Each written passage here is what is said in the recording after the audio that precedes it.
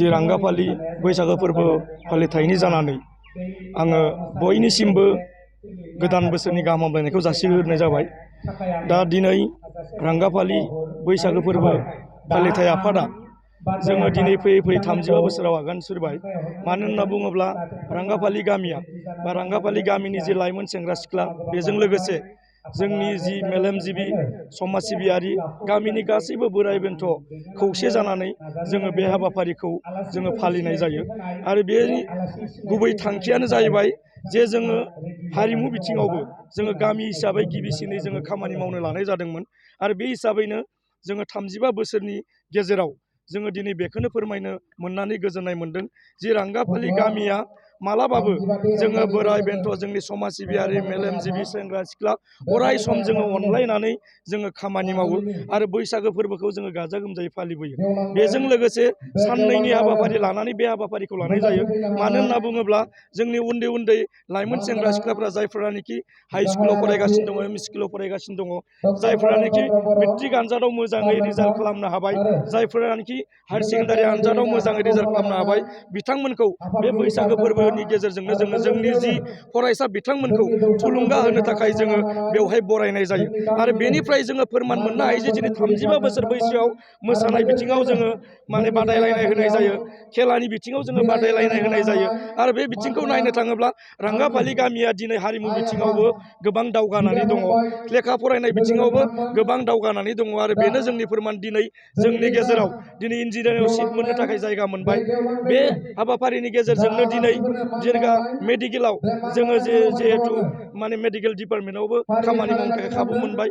जे मोनफ्रोमबो बिथिङाव साख्रि बाख्रि मावनो थाखाय डिफेन्सआव गोबां खामानि मावनो थाखाय दिनै खाबु मोनदों।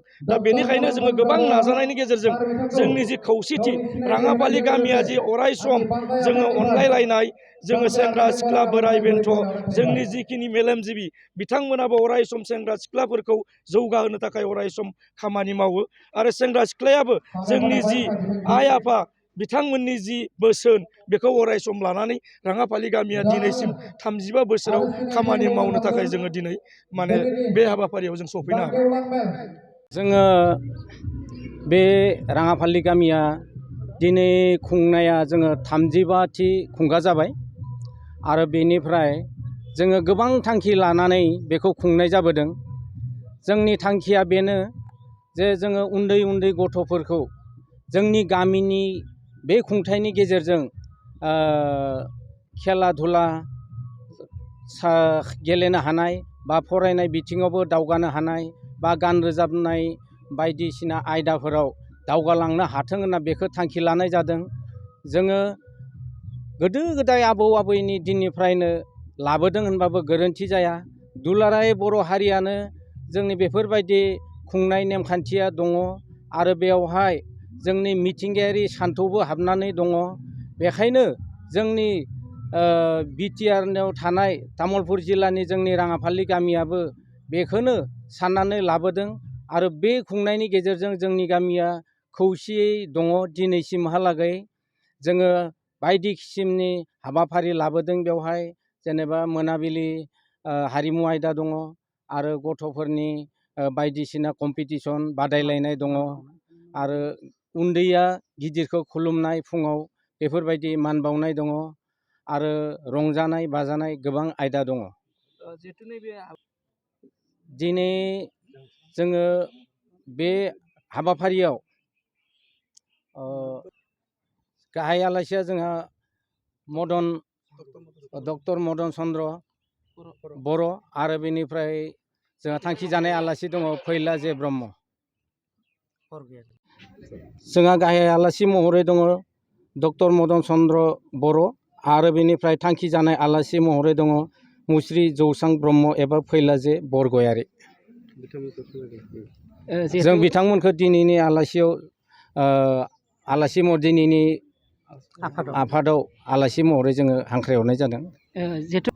जोङो बेखौ गोबां जाफुंनायखौ जों मोनबोदों। जेनेबा बे खुंनायनि गेजेरजों जोंनि गामियाव दिनैसिम फरायनाय बिथिङै जों गोबां नुहुरदों। जेनेबा हमनानै ला गोबां BA पास खालामनायखौबो जोंनि गामियाव दङ, आरो BCom पास खालामनाय दङ, BSc पास खालामनाय दङ, MA पास खालामनाय दङ आरो बेनिफ्राय मेडिसिन बिभागाव फरायनाय दङ। बेनि बादैबो आरो UPSC कर्स लानाय दङ, APSC दा कर्स लागासिनो दङ। बेनिफ्राय आरो जों फार्स्ट डिभिजन लानाय, लेटार लानाय बेफोरखौ जों नुनो मोनदों। देग्लायबो दङ, फार्स्ट डिभिजन आरो लेटार लानाय दङ। सिगां आरो 6टा साबजेक्टआवबो लेटार लानाय मोनबोदों आरो बोसोरफ्रोमबो जोंहा लेटार 6टा साबजेक्टआव लेटार लानाया सिगांबो दंबोखायो। बेखायनो जों गासैबो बेफोरखौ साननानै जोंनि राङाफालि गामिया फरायनाय बिथिङाव जौगादों होननानै जोंहा फोथायनाय दङ, साननाय दङ आरो बेफोरबो जौगाथों होननानै बेखायनो जोंहा सानजौरां क्लाबाबो एक्सट्रा जाय 70% मोनो बिसोरनो थाखाय 5000 एक्सट्रा जों रां बान्था होनाय जायो आरो गामिनिफ्रायबो जों आर'नाइजों मान बावनाय जायो। लोगोसेयाव बिजाब बायदिसिना जों होनाय जायो आरो जाय गथ'आ बेफोरबायदिनो फार्स्ट, सेकेन्ड, थार्ड LP निफ्राय स्टार्ट खालामनानै जोङो बेफोरबायदि मोननायफोरनो जों अरायबो मान होयो।